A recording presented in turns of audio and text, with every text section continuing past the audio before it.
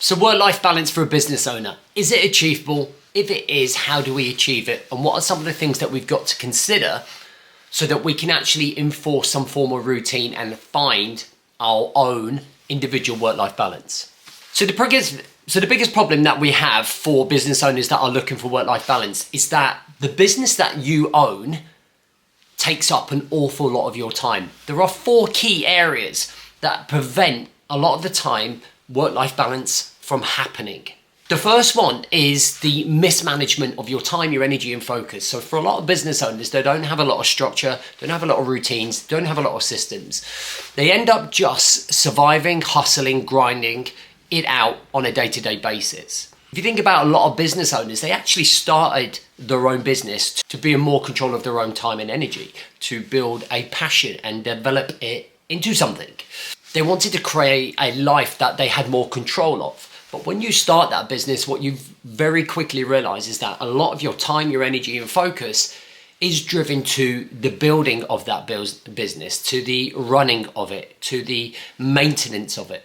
So you're giving an awful lot of your mental, emotional and physical capacity through the time, energy and focus. It's not like your 9-to-5 job where you go in, do your job, and at 5 o'clock you clock off and you leave it to the next day. Everything is your responsibility. So a lot of your time and energy and focus is drawn towards the business. The second thing is that you're always going to run into problems. And the problem is that you are the CEO of that company. You are the king of that company. It is your problem.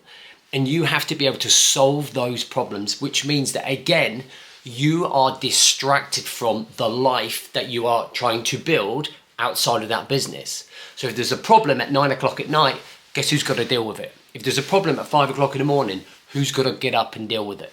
So again, these are factors that take you away from this work-life balance. The third thing is that each individual business owner is not leading themselves. They haven't got the skills or the understanding of how to build better structures, better routines, better systems, better boundaries, or working effectively to grow that business. So what a lot of people do, just like myself back in the day, we would just survive.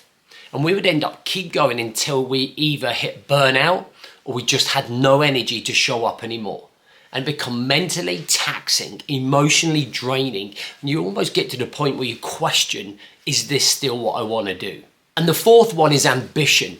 When you are so ambitious and driven, you want to achieve big, shiny objects. We're suddenly driven by the money, the success, the lifestyle that you could possibly have.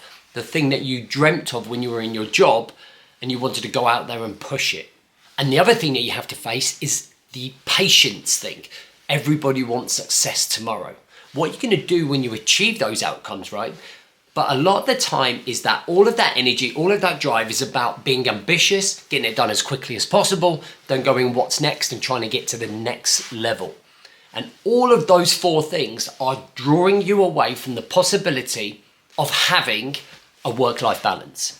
So the big change for me personally when it comes to work-life balance was that I had to change the way that I approached my business. And I went from building a life around my business to building my business around my life. So what I did there was flip the priority levels. And I looked at what I actually wanted from my business. And all of the time leading up into this very point here from 2013, I always wanted to build a 7-figure business. And that was because of a personal, if you like, vendetta to prove somebody wrong that I could build a 7-figure business. The problem is that become the distraction to me enjoying a life with my family and doing the things that I love most. When I look at my business, it's already a really successful business. We have 5-6 staff that work for us. We are already working with great people. We have a great marketing strategy. Everything is in play. I don't need any more. And having that acceptance has allowed me to step back in the last 2 months and go, work-life balance is key to me. The priority is time with the kids and the family and doing the things that I love. I don't want to drive myself into the ground trying to achieve things that I don't necessarily even need to go on and achieve. I've already achieved the goals that I said would make me happy. So that is a realization and a wake-up call for me right now about where I am. And for many guys, it's about understanding that. The second thing is that I've built a business that allows me the freedom by bringing people in who are good at what they do. So we have a sales team, a content team, a advertising team. We have operation, we have admins, we have people that take away all of the things that I don't have to worry about. So that allows me to focus to work on the business. So when I go to work, it's about how do I move forwards? It's about who am I coaching next? So my role is coaching and where the business is going. It's not all of the other things that completely and utterly wiped me out and drained me and kept me up at my desk till 11 o'clock at night, every single night, while I missed bedtime and missed time with my wife. So there are 5 key things that I would get you to consider to build your work-life balance scenario so that you can get more out of your life and your time so you don't feel like you're a full-time employee in your business. The first one is to implement basic structures, routines, and systems. That means like having a morning routine to build you up, spending an hour developing you, doing some things that you love, doing some training, basically getting some control and clarity in the morning. Building boundaries throughout your day, working at specific times of the day, in the mornings, working on growth work, in the afternoons, maintenance and management. In the evening, transition routines to get back home and be present with the family. The structures and routines in the systems are the things that build the discipline, the awareness, and the understanding of what is required and what you need to do to be effective inside your business and outside. Mastering your time, energy, and focus. Most business owners that we work with are awful with their time. They misplace their energy and their focus is overloaded with their to-do list of 10 to 20 things. It's about understanding what needs to be done to move the needle forwards. Understanding that realistically, what can you achieve in a day? Because when you try to achieve the 10, 20 to-do list rather than the 2 or 3 things, you then suddenly put yourself in a position where you have more control and clarity and you're able to switch off at the end of the day to be more present and focused with the people at home. What do you want out of your business and life? Most people are just showing up every single day and they have no idea about what their mission is. Where are you going with this business? What are you trying to achieve? What are the outcomes that you want? Where do you want to be in 5 years? Where do you want to be in 10 years?